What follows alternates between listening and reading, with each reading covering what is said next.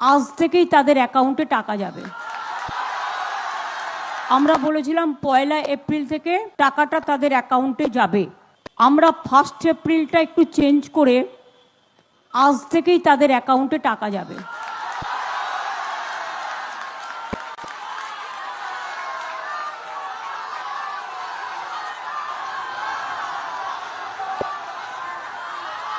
একুশ থেকে 40 বছর পর্যন্ত যারা আছেন তাদের প্রায় 90 লাখ থেকে 1 কোটি, 21 বছর থেকে 40 বছর পর্যন্ত প্রায় 90 লাখ থেকে 1 কোটি ছেলেমেয়েরা এই দরখাস্ত করেছেন, যারা অন্য কোনো স্কিমে নেই, শুধু স্কলারশিপ পায়। এটা হচ্ছে 21 থেকে 40 বছর যারা কোনো চাকরি বাকরি পাননি, আমরা তাদের দিচ্ছি।